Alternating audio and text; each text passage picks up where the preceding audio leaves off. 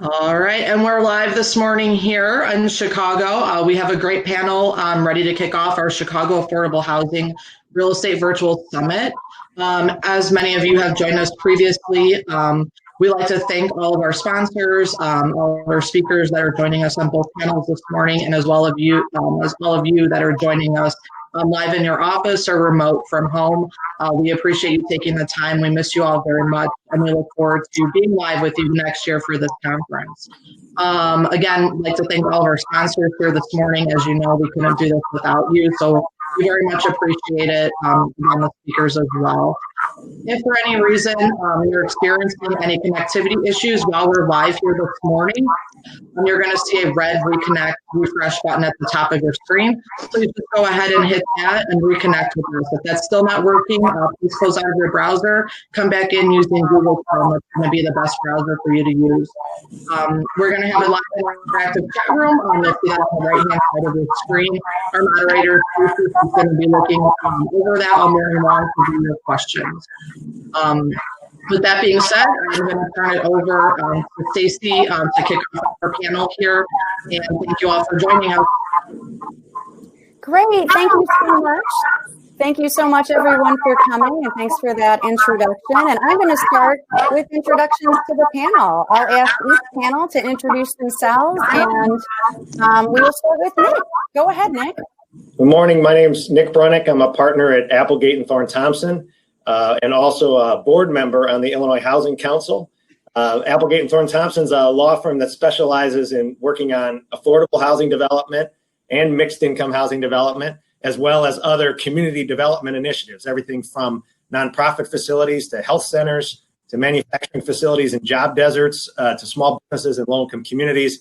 We work with developers, lenders, and investors to make those types of projects work. And so I'm on the panel to talk in part from my perspective there. And then also I'm a board member of the Illinois Housing Council, which is a statewide organization, which Allison Clements will describe more, but that advocates for policies that help to create more affordable housing and more housing overall. Great. And that's a great transition to Allison. Allison, go ahead.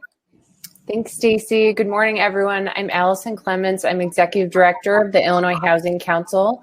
We're a nonprofit membership association that represents the affordable housing development community across the state. And like Nick said, we do advocacy on behalf of the industry at the city, state, and federal level.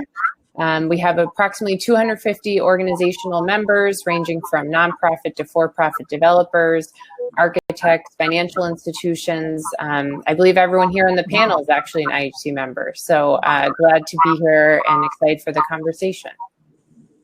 Thanks, Allison. And Tony, why don't you go next?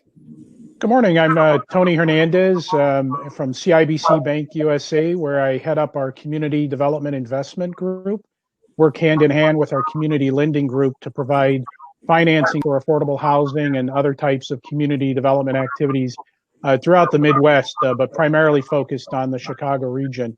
In a previous life, I also worked for the Illinois Housing Development Authority.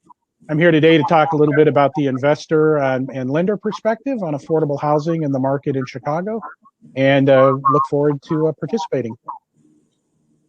Great. Thanks, Tony. And last but certainly not least, Kyle, go ahead. Yeah, I am. Thank you. I'm Kyle Shoemaker. I own a company called Affordable Housing Investment Brokerage. It's based in suburban Chicago, but works all over the United States representing people selling affordable housing. We generally define that in our world as a property that was either built or renovated with a low income tax credit, or has a project-based Section 8 contract, or other type of subsidy, and sometimes in terms of debt financing, et cetera, where we can say a little more complex. And so we are, while we do business all over the place, Chicago markets are backyard, and so there's a lot we do here, and I can give a perspective on where investment markets are at. Great, thanks. And I'm Stacy Young. I'm going to moderate the panel today. I head up a policy collaborative called the Preservation Compact. We bring all sorts of partners together to develop strategies to preserve affordable rental housing, And we work out of Community Investment Corporation, or CIC, which is a nonprofit lender that finances the acquisition and rehab of affordable rental housing, mostly unsubsidized, which many now call naturally occurring affordable rental. Our borrowers are typically for-profit owners, small businesses who buy, rehab, and operate multifamily rental buildings. So today we're going to try to run this as more of a conversation, a lot of questions and answers. So feel free and please put questions in the chat and we'll try to get to them. But let's dig in. Everyone here today works with rental housing. And whether you work in the government-assisted market or the unsubsidized market, you're definitely feeling the impact of COVID. We know from the data that many of the low and moderate income households and families and the neighborhoods where affordable rental is typically located has been disproportionately affected by COVID, whether a family member has gotten sick or lost a job. And because of that disproportionate impact and the fact that many families couldn't afford to pay rent even before this crisis hit, we know that many families in affordable rental housing can't afford to pay rent. So today we're going to discuss what's happening as a result of the COVID impact in terms of policy, and if the uncertainty with rent collection is also playing out in financing and transactions. And we're going to talk about what needs to happen to stabilize and increase the supply of affordable housing in Chicago. Hey, Stacey, before we carry on, if you guys aren't speaking, can you go around and please mute your mics for me? We're experiencing some feedback here. So again, just make sure that mic is not on if you're not speaking at the moment. Thank you. And I'll point out one more thing before we get started, something I'm guessing many of you already know. Again, most of the affordable rental housing actually doesn't receive subsidy. Rents are naturally affordable because the buildings are located in lower cost markets. That said, today we're only going to lightly touch on that part of the stock. Today, our expert panelists are mainly from the government-assisted affordable rental world. And so that's what we're really going to focus on today. My first question to set the stage is for Nick. It's a simple but complicated question. Nick, what's going on out there? Well, thank you, Stacey, for that simple and complicated question. To answer that question and to kick us off for the discussion, I would take a step back and I would say, I think it's important to recognize that prior to the pandemic, I would argue that we were massively underproducing housing, all kinds of housing in the United States. In fact, the Joint Center for Housing Studies at Harvard documented that housing production in 2018 nationwide was the lowest in our country's history since 1982, other than for those years right after the mortgage crisis. So except for the years between 2008 and 2012, 2018 was the lowest level of housing production nationally since 1982, despite the fact that household formations were up. And in the state of Illinois, the number of building permits pulled for housing in 2019 was still less than half the number of building permits pulled in 2006. So I would argue that prior to the pandemic, we were underproducing housing at all levels. And certainly we were underproducing housing, new construction and rehab for folks who most desperately need it, middle income, low income, working class families. And I think this was a problem for us because, number one, when the housing sector is robust, the economic recoveries tend to be stronger, faster, and the benefits tend to be spread more evenly. I think one of the reasons why the longest economic recovery in U.S. history, which started during the Obama administration, has been not as robust as it needed to be prior to the pandemic for middle income folks and working families and low income folks, was because the housing sector was underperforming. Now, of course, since the pandemic has hit, our housing situation has only worsened, but it worsened from a point where we were already underproducing housing. Since the pandemic hit, we have even less production, although I think it's been heartening to see the production that has continued. And of course, many more families are in dire economic straits than they were before the pandemic. And we have many more families who thus need affordable housing. So as I sit as a partner at Applegate and Thorne Thompson, and also as someone who's engaged in public discussions about policy through the Illinois Housing Council, I see two main things that we need to do right now. And I'm just going to lay these out in broad scopes, and then we can get into more detail. One is, I think we desperately need to be investing more dollars into rental assistance and mortgage assistance to keep folks in their homes right now until we get to the other side of the pandemic. And maybe even more importantly, to keep money flowing through the economy.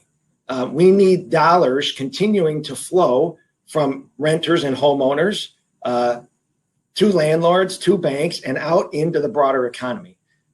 It's not only, I think, a moral imperative that we help families who have been unfairly harmed by the pandemic and the economic decline, but it is a imperative societally, because this is a potential threat to the health of the economy. And we don't want the economy spiraling down into a depression because folks can't pay rent or their mortgages. And then secondly, I think what we need to focus on is, as we come out of this pandemic, we need housing to help lead a recovery. We need housing to help lead a recovery, and to lead a recovery that will be more inclusive. You know, we have a long history in this country of taking policy steps that expand housing, going all the way back to the Homestead Act, where we gave away land in the West to help people become landowners and homeowners, and going through our efforts with the GI Bill, with FHA programs, with all sorts of different HUD housing programs in the 60s and 70s, all the way up to the housing programs we have today. We need to get back to the time when we were massively reinvesting in rental assistance and in housing production dollars. And we need to do it in a way that is more inclusive and that includes everyone in this country. So I think if we can focus on rental and mortgage assistance to help us get through this pandemic, that's going to be essential. And then as we come out of the pandemic, I think we need a commitment to stimulating housing productions at all levels of the economy, but also with a focus on affordable housing. That's a great lead in, Nick. Thank you very much. So you're talking about money. We have to have money flowing through the economy. We have to, after the pandemic is over, have housing lead policy, which is great. Sounds like we've got a strong history of that in our country. And of course, there's a major need for rental assistance right now. So Allison, I'm going to turn to you as we talk about rental assistance. Of course, many different housing stakeholders, usually on different sides of issues, are today standing together calling for rental assistance. In fact, over the last couple of months, the city launched a $20 million rent relief program. The county launched a $7 million program. And of course, IDA launched the largest assistance program in the country with $150 million. What are you hearing from your IHC members right now on these and other COVID-related topics? Thanks, Stacy. Well, you know, the National Council of State Housing Agencies released a study in the last month, noting that Americans are going to owe $34 billion of back rent by January. In Illinois, the need is going to be $1.2 billion just by January. And I think all of us are aware that it doesn't feel like the pandemic is going to be over by January. So the need is clearly there.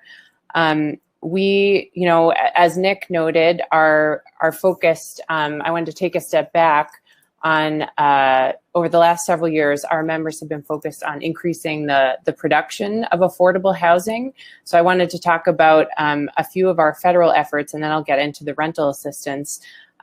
We have been, our members are active in utilizing the low-income housing tax credit to develop and preserve affordable rental housing.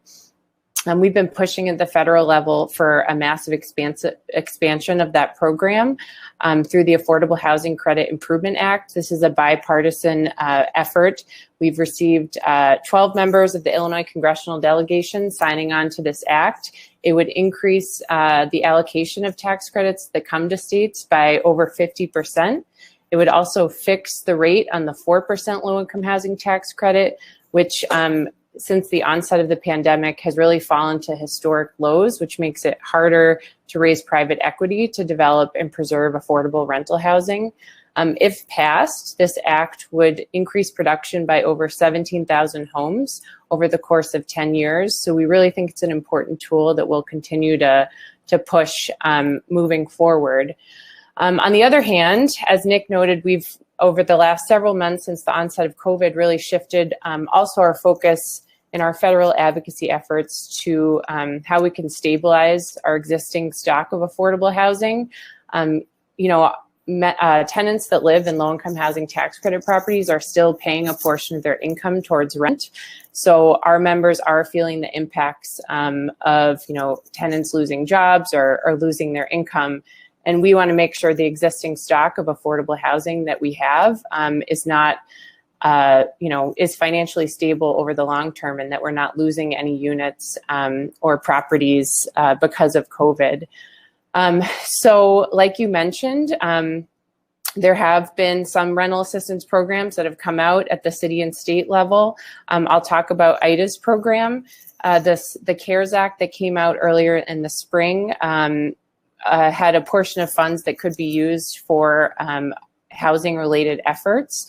The General Assembly allocated $396 million to IDA to provide rent and mortgage assistance. IDA's program provided one-time grants of $5,000 that go directly to landlords on behalf of their tenants. They had the application portal open this summer. They received 80,000 applications. Out of those, 60,000 applied, and they'll be able to award 30,000 grants. So although it was the largest program in the nation, it was oversubscribed 2-to-1. And this again came out in August. So we're now in November. We know there's not been an extension of unemployment benefits. And so this need is just going to continue to grow. We are continuing to push for the need for rental assistance in the next COVID relief package. The bill that passed the House this summer, the HEROES Act, contained $100 billion for rental assistance. This was going to the ESG program. So we're very supportive of this effort.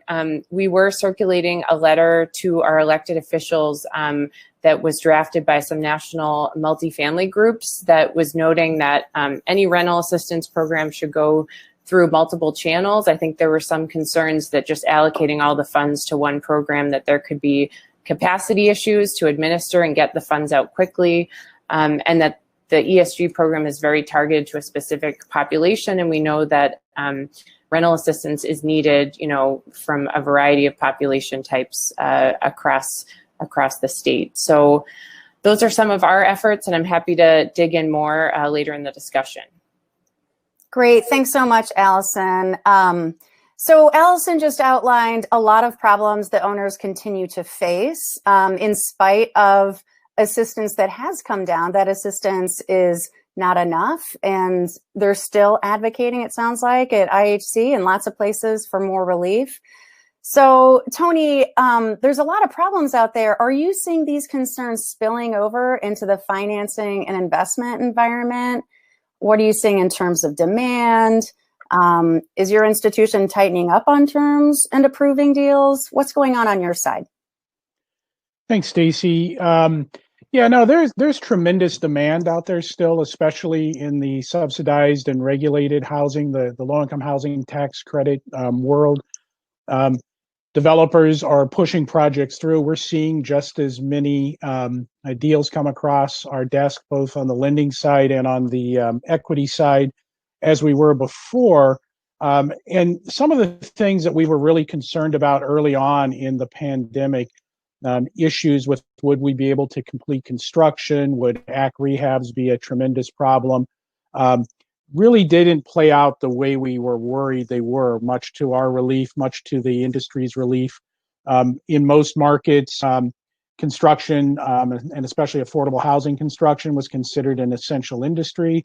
And in fact, we saw most of the AC rehab projects that we were financing complete on schedule or ahead of schedule. Even some of the in-place rehabs were able to navigate very easily through the pandemic. I say easily just on time. There was a lot of additional work that had to be done.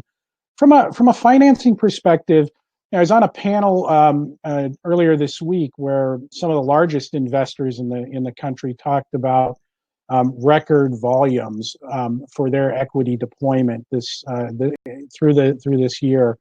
I think that's been the same for CIBC. We've put out more equity this year than we had in prior years, completing a pipeline that had built up.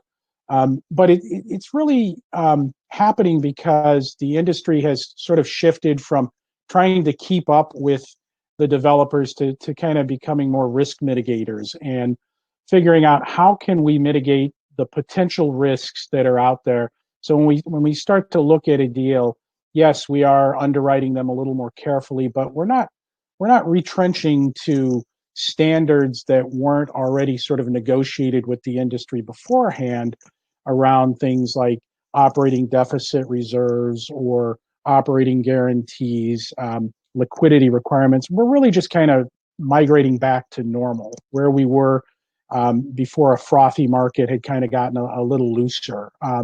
But each deal is still being negotiated on its own merits. I do think with your larger investors, there's probably a little bit more looking for the vanilla deal. And I think that for all projects, mixed income, projects that rely even tangentially on commercial income, and projects that rely on market rate rental income are really going to go under the magnifying glass a little bit more. But your standard LIHTC deal is able to get financed.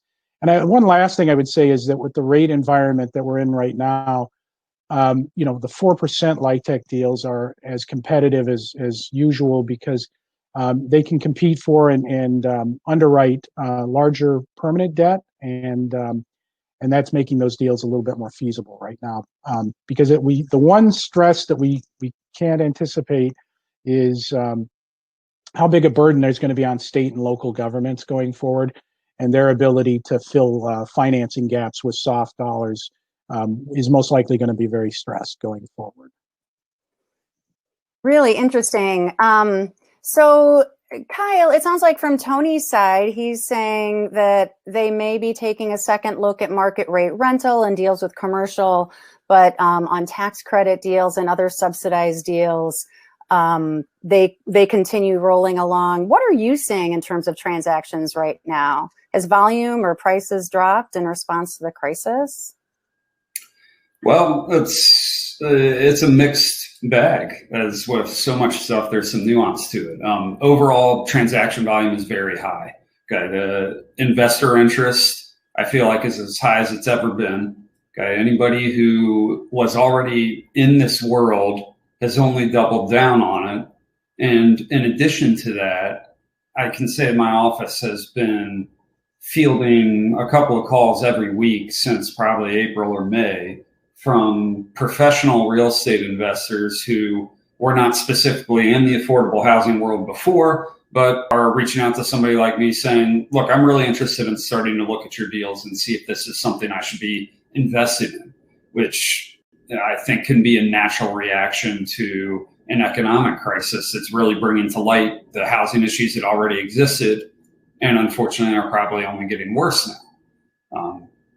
In addition to that, I think that to meet the need of the demand from investors trying to buy these properties, there's probably a lot of longer term owners who may be thinking selling the asset is in a short to midterm plan. And maybe that got accelerated as they're thinking about all the risk that is in the world right now. One comment on to carry on from what Tony was saying, in terms of financing for new tax credit deals, that seems to be very strong. You have to make a distinction, though. Are we talking, when you're talking about tax credit properties, whether it's using the tax credit to do a new deal as a renovation or new construction, or if you're talking about purchasing an existing tax credit property that may be 15 years old, give or take, towards the end of its initial compliance period or there. And so that's still a robust market, but that market, I think, has a few signs that could lower pricing or lower demand. Okay, and that earlier this year, Fannie Mae and Freddie Mac, which are frequent lenders of choice in purchasing an existing tax credit property, had to implement steep reserve requirements. They, in many cases, were looking for 12 months of principal and interest reserve for the borrower to put up as they're purchasing the property. And clearly that is going to change the economics from where they may have been early this year or last year. Most of the owners I talked to of those types of assets have been pleasantly surprised at their collections since the lockdowns hit and we were really facing the pandemic. As we keep moving along, though, they're starting to see chinks in that armor, where I'm hearing reports of a little bit more softness in collections, a little slowing collections. There are occasionally issues with the inability to evict. Most landlords I work with seem very willing to work with a tenant who may be falling behind on rent because of losing a job, but when there's criminal activity and you need to evict somebody, that impacts the long-term value of your asset.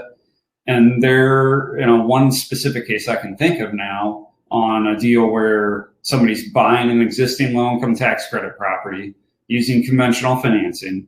The contract negotiation took a long time. And so this was a deal that was originally started several months ago. And now the buyer is rethinking their risk return threshold with starting to see a little more softness in the market, wondering if tenants are going to get the rent relief that Nick was talking about, or rent subsidy or relief that we need to keep money flowing through the system, and how far this is going to continue to go. So definitely a couple of negative notes, but that being said, in all the markets we track across the country, the vast majority of markets, the cap rates are lower than they were last year for the deals that have happened this year, which are continuing to happen. The average cost per unit has gone up a little bit. And so overall, value has been good for somebody selling a property. And we see more and more investors using good innovation to be able to pay a competitive price and get the deal, but do it in the right way where they're going to be improving the asset and being a good benefit to the community going forward.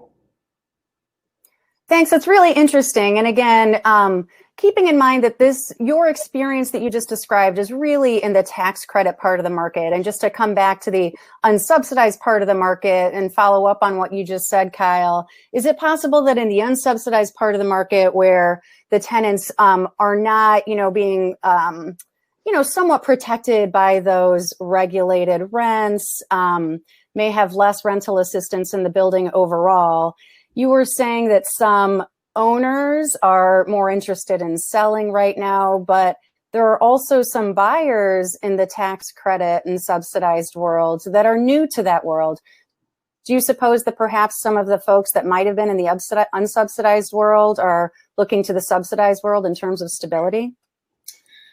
Well, yeah, absolutely. And that's the comment I had made about people calling our office who are professional real estate investors. That's what I'm thinking about, is somebody who's maybe a conventional multifamily owner who's looking into this world either for stability or just out of interest for trying to fulfill this huge hole we have in supply for the huge demand that exists in society, and more people becoming aware of that. In my world, I do think it's important to make a distinction between how, what I would call a subsidized property. I'd be talking about a property with a Section 8 contract with HUD where the tenant's rent is actually paid.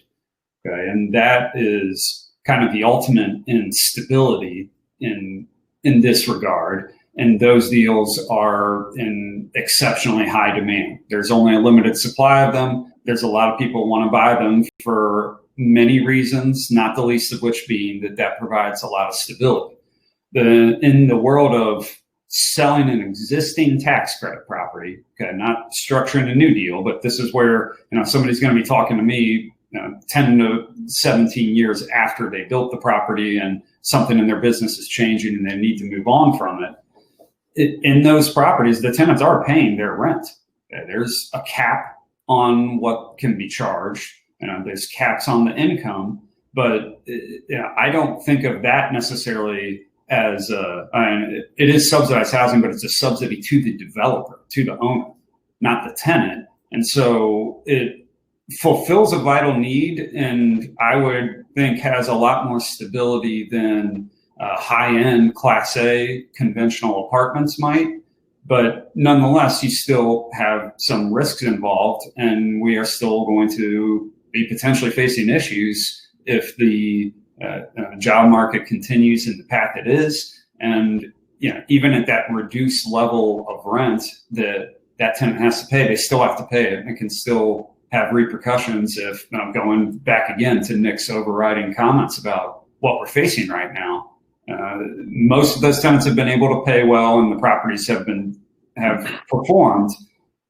That's not something we can take for granted, though, because who knows how long we're going to be in this.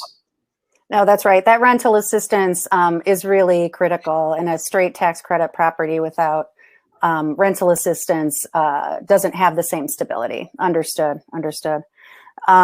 Yeah, go ahead, Nick. I was just going to raise up that I think sometimes we all forget, even though we're all in this world, that there is no federal rental assistance program in this country right now. Right. There's none. So as Kyle pointed out, if you have a development that has an old Section 8 contract or some other form of rental assistance that was done years ago and that continues to be funded, that's a very scarce, valuable resource. And people pay a lot of money to be able to get a property that has that. But one thing I would raise up is part of the reason why we have such a hard time in this country housing folks who are working poor at working poor wages, or folks who have disabilities, or folks who are coming out of homelessness, or folks who have special needs, is because we don't have a new rental assistance resource. We don't have a rental assistance program. So we attempt to use production subsidies, or we attempt to use naturally occurring affordable housing to serve that population. And that is very, very challenging to do, because even if you have naturally occurring affordable housing in a lower cost market, or even if you have housing that's been subsidized on the production side with the tax credit, that doesn't mean that you're bringing in enough rent to cover operating expenses and property taxes and everything else that goes with the property.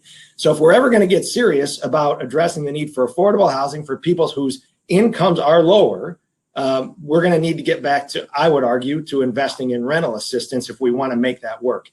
And when you look back to the 60s and 70s, we invested a lot more money into different types of affordable housing on the production side and on the rental assistance side. And I'm not saying that those programs were perfect, because they were not, but just in terms of the amount of resource that was invested, we produced a lot more affordable housing, a lot more middle income housing, and we actually had better numbers on affordable housing and better numbers in terms of people housed. And if we want to get back, if we want to do better on this front, we're going to have to reinvest again in national rental assistance, I would argue, and we have to do more on the production side. And on the non-subsidized side, there's plenty that we should be doing around property taxes, building codes, zoning, that could make it easier for the private sector to produce naturally occurring affordable housing or more housing outside of the regulated stock.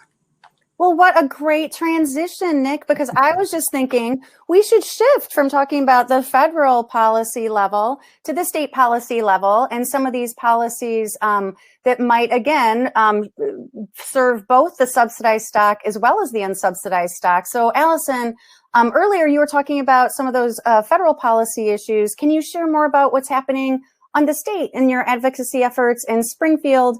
And in Springfield and on the federal level, are you seeing that the legislators are paying more or less attention to this type of housing legislation as a result of COVID? Mm-hmm.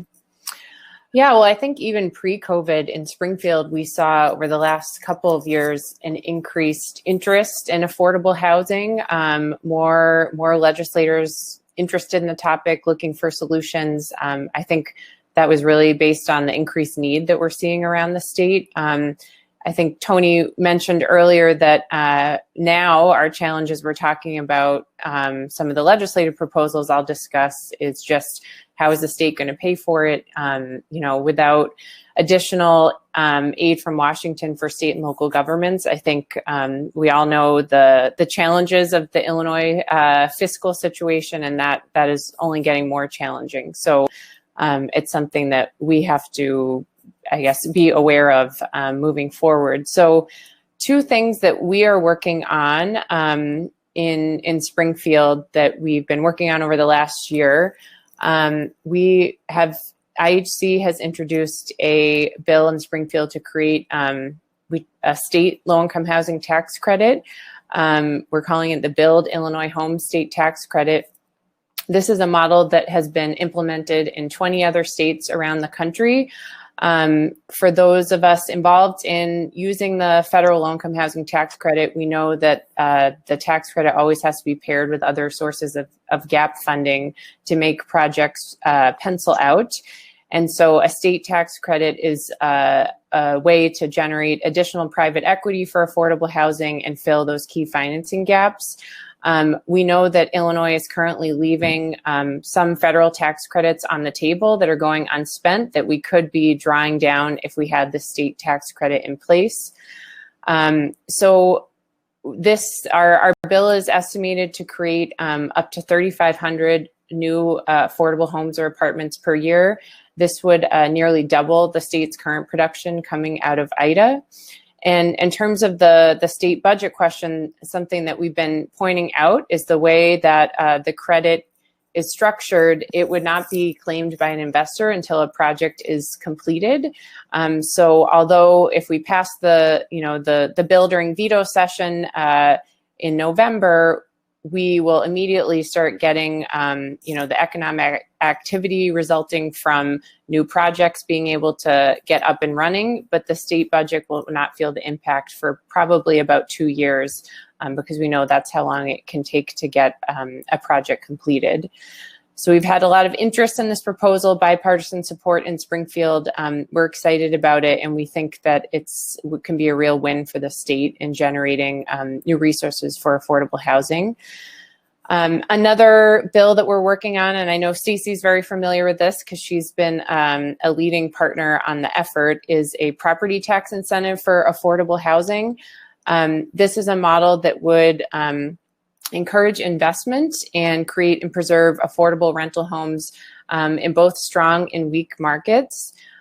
Property owners that commit to providing affordable rents for a minimum period of 10 years, if their building has undergone substantial rehab or it's a new construction building, in exchange for providing a certain percentage of affordable units, they will receive the benefit of a reduction in their assessed value over time. So this will not only help, the subsidized affordable market. One, real win of the legislation is that we think it will also incentivize folks who are not involved in the subsidized market to include affordable units in their property. So we're excited about those two legislative proposals and hope that we see some traction, if not in veto session, but in 2021.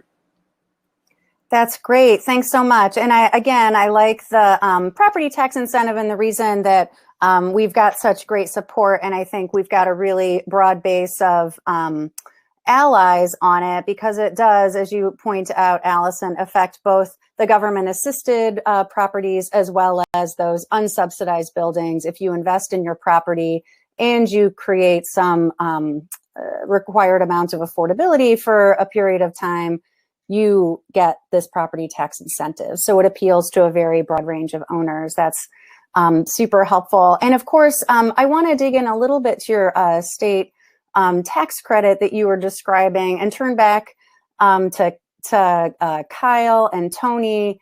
Do you think that this kind of state tax credit, how do you think that would affect your world with that increased transactions? What do you think the impact of that would be if that were to pass?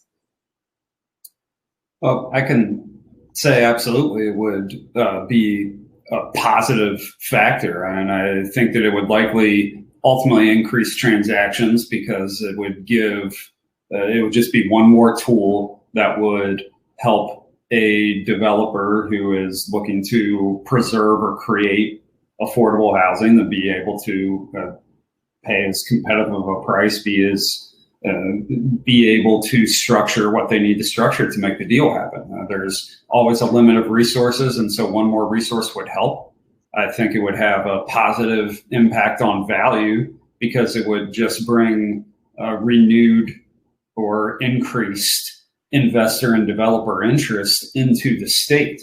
Many people who structure these deals will do them throughout the country, or at least in a handful of different markets, because frequently it is more important to have a owner, investor, developer who understands the affordable housing programs more so than even the local real estate market. Certainly they need to know both, but you'd rather have somebody who's a true expert at structuring tax credit deals most of the time. And so these groups will go throughout the country, and in states where there already is a state low-income housing tax credit, Missouri and Georgia being the examples that jump to my mind and are most popular. We hear people from all over the place saying, I'm looking to do a deal in Georgia because I know that I can utilize that state housing tax credit. South Carolina just passed a measure earlier this year to add a state housing tax credit, and already we've seen an uptick in investor demand there. And so ultimately, when there's more demand, that is going to make the assets more valuable, which can cause a challenge for somebody buying them in the short term, but in the long term is a really good thing for folks in this industry. Yeah, absolutely. It's a different investor market for state tax credits, so it brings a different pool of capital to the table also. And I think additionally, the affordable housing tax abatement program that you're working on, anything that we can do to make the fixed operating expenses of affordable housing, whether it's regulated, subsidized, or naturally occurring, more stable, more predictable, makes them easier to finance, and it just makes that transaction a little bit more predictable. So yeah, I think we look forward to we finance tax credit deals in 4 states, 4 markets, including Missouri, and I mean we're very happy that the Missouri state credit is now going to be reactivated, and it is a robust market for investors, and a lot of times you're getting small private investors then getting into the affordable housing industry through those state tax credits to high net worth individuals, small companies. So it's a very democratic sort of way to get equity into the market. Thank you. That's very helpful. And I see we've got a little more than 15 minutes left, and I want to turn to the chat. We've gotten a lot of really nice supportive comments. Thank you for all of your supportive comments to the different panelists. But please do put in some questions if you have questions, whether they're general questions or to the individual panelists. One question that came up: how has HUD leadership in Washington affected the current affordable housing problem? Would any of you like to take that one on about HUD leadership?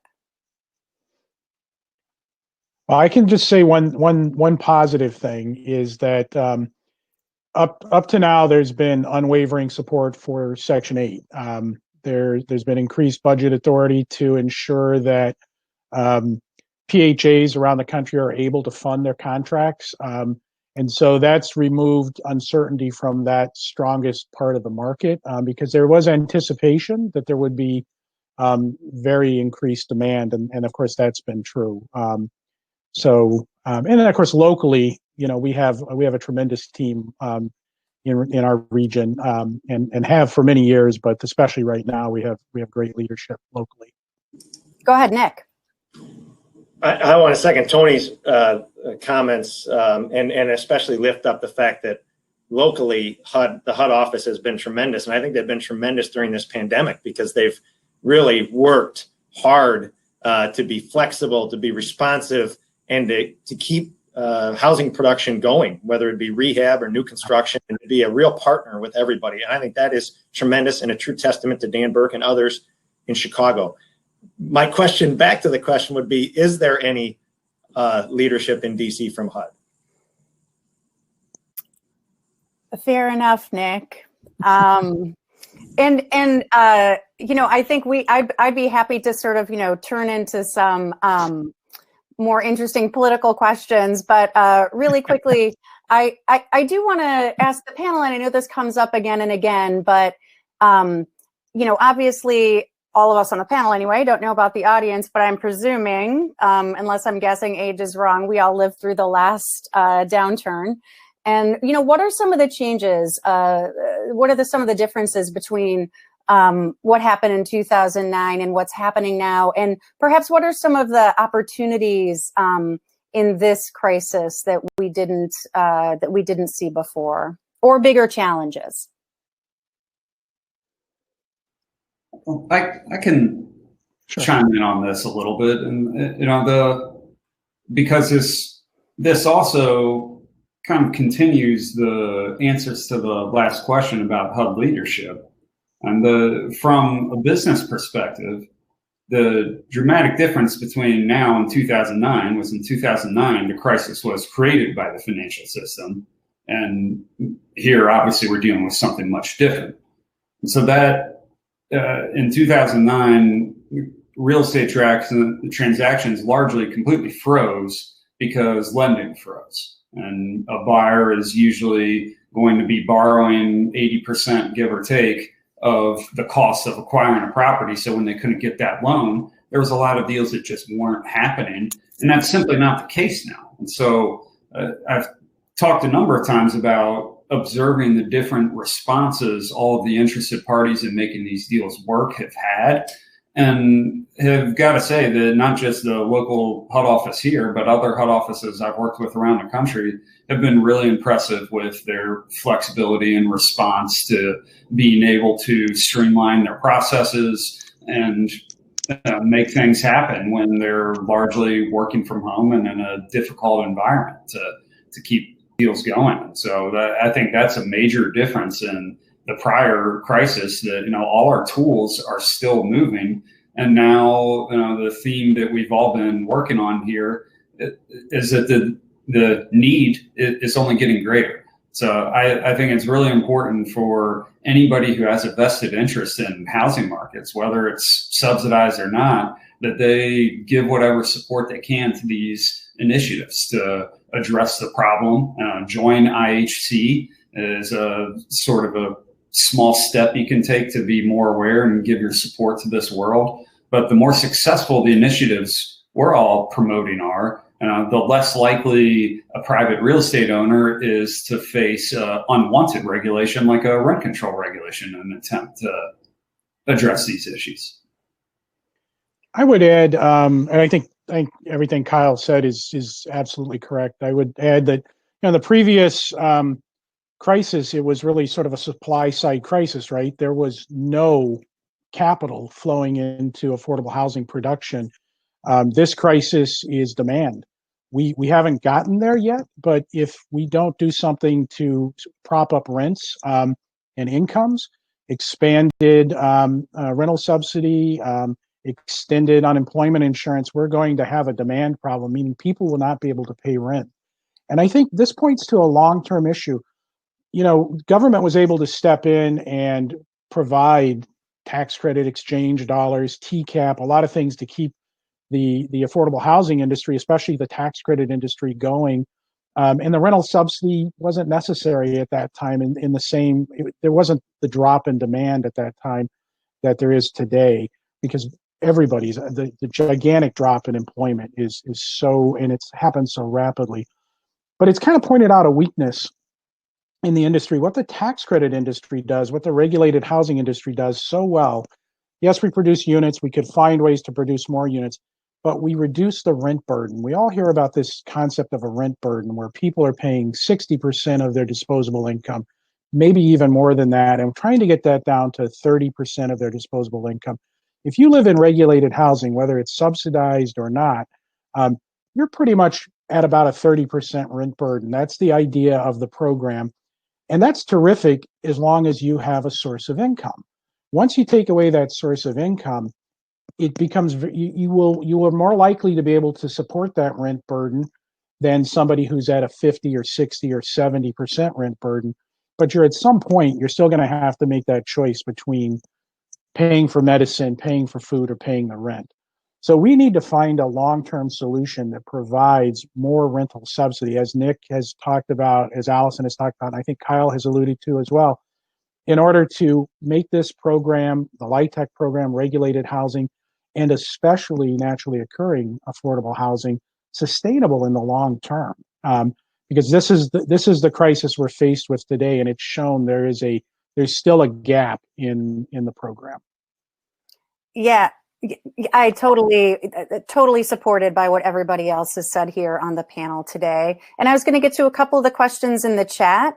Do you think sponsor strength is going to play more an important role in securing tax credit investors in the current market? Well, yes. There's no question that we're forced right now, and I think everybody who's underwriting these deals to stress, what happens if rent income drops by X percent? What happens if AMIs, the area median incomes, are stressed going forward because we have a long-term dip in income growth. So you're looking at that, and so you do have to underwrite gaps in your projects. And the obvious place to look at is sponsor strength. It doesn't mean that it's going to automatically kill a deal. It means, again, that you have to look at each deal individually. You have to kind of put your mitigation cap on and work with all the parties in the deal to try and find a solution. But just because somebody isn't meeting a net worth or a liquidity requirement doesn't mean that deal's not going to move forward. Nick. All righty. We have Nick one more question. It looks we can try to touch on that, and if everyone could go around the room and wrap up with some closing remarks for the audience, I would appreciate it. Thank you. Stacy, I was just going to volunteer to take that last question if you wanted. Please. So I saw Tom O'Brien's question about expediting the turnaround time for SLR approval letters. So, we talk about these big societal issues, and then we talk about how do we get a darn SLR letter out of HUD so we can close and actually build housing. And this issue has been the bane of my existence too, Tom, for about 2 years. So I feel your pain. And I will say one thing that helps, and we advocated very strongly with IDA, for IDA to take the steps to get authorized to do SLR approval on behalf of other agencies. So they could do it on behalf of other housing authorities in Illinois and on behalf of other counties here in Illinois. So that if you had a deal that IDA was involved in, you wouldn't have to go to the housing authority and have the housing authority go through the process where they have to go all the way up to DC to get an SLR approval letter, which I think, basically you can get an SLR analysis done in about 3 hours if you sit down with the worksheet and walk through it. And so when the city of Chicago does their own SLR approval and it doesn't have to go up through HUD, or when IDA can do the SLR approval and it doesn't have to go all the way up through HUD, you can get those turned around very, very quickly.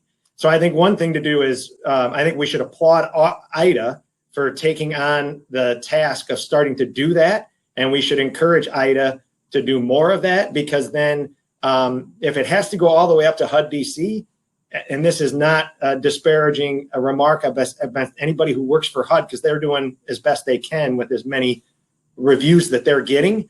But if it has to go all the way up to DC, it just takes a long time. So if it can stay local and we have IDA do it, it can be a fast turnaround, and then that won't slow down the effort to build more housing. Great. Thanks, Nick. And again, I do want to underscore a theme that everyone, I think, has mentioned, which is how lucky we are to have the agencies that we have that we work with, whether it's the local HUD multifamily office, IDA, the city of Chicago, and Cook County. They've all been great partners throughout this crisis and hopefully into the future. So as Alyssa said, let's everybody spend a minute with some wrap-up remarks. If you want to get crazy, you can talk about your theories and prognostications for the election. We'll start with Allison.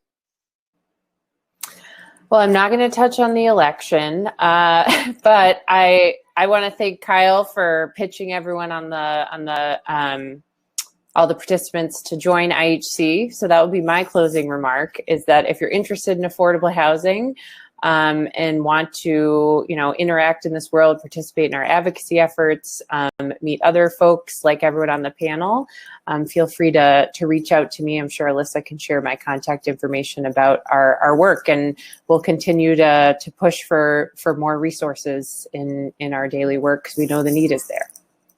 Great. Tony, do you want to go next? I would just echo a little bit about the the impact that IHC's had. I know at our bank at CIBC, I feed information from IHC all the time to our government affairs people, who then somehow surreptitiously get it to our lobbying people, and we occasionally get their attention at BPI and others. So it's a terrific venue, and appreciate that. And I would just, one last quick thing is, whatever happens in the election, there's strong bipartisan support for our industry, and let's work hard to maintain that. Makes sense. Kyle. To continue Tony's comment about the bipartisan support, the low-income tax credit creates housing, which is generally important to people who are leaning left, and it creates jobs, which is generally important to people who are leaning right. So it's in a program that's important to support, whether you want to directly get involved in it or not. And in the context of directly getting involved, I've commented a couple times about the strength of the investment market and how pricing has been good and it's been competitive to purchase a lot of these assets existing. But there are gaps in the market if you're willing to put in a little work or travel. When I'm working on large deals in first-rung suburbs of Chicago, then it's incredibly expensive and competitive. When I'm working on something that's smaller out in different parts of the state, it can be hard to get qualified people in to purchase and run the properties. And so if you're a professional landlord looking to get in this and get something that may have a little less risk and return potential, travel outside of your comfort zone a little bit in terms of the place you're doing it, because the need's everywhere. Great. Nick. I would say, we're at this time in the country where it seems like everything is so polarized and people are so divided. And I think it's a great opportunity, actually, for people in this community to stand up and step up and talk about the work that you do. The people that are on this call, the people who are in our industry, are the best spokespeople for the importance of housing and creating jobs and tax base and rebuilding communities, because you do that every single day in the work that you do, whether it's in affordable subsidized housing, whether it's in market rate housing, commercial development. And I'm very blessed to work on developments and projects in all sorts of different locations, rural, urban, and suburban. And no matter where we are working on those developments and projects, when we get an opportunity to engage with elected officials, whether they be Republican or Democrat, when they see what work is being done to create jobs, housing, tax-based investment, they are interested in it and they are generally supportive of it. But it's only because people step up and show them what's being done. So I would just encourage all of us to really stand up as much as we can and be advocates for the work we're doing and to educate elected officials about the importance of it. That sounds great. So I think our themes are be great advocates. We need bipartisan support. We need rental assistance like crazy in the near term and the long term. And go ahead and join IHC. Don't hesitate. Do it today. Thank you very much. We appreciate the opportunity to be on the panel, and a big thank you to the panelists for a great discussion. Thank you, everyone. We appreciate your time this morning. It was a great panel. If all the attendees can exit and enter through the lobby to panel number 2, we will see you here in a minute. Thank you. Have a good day. Thanks. Thank you.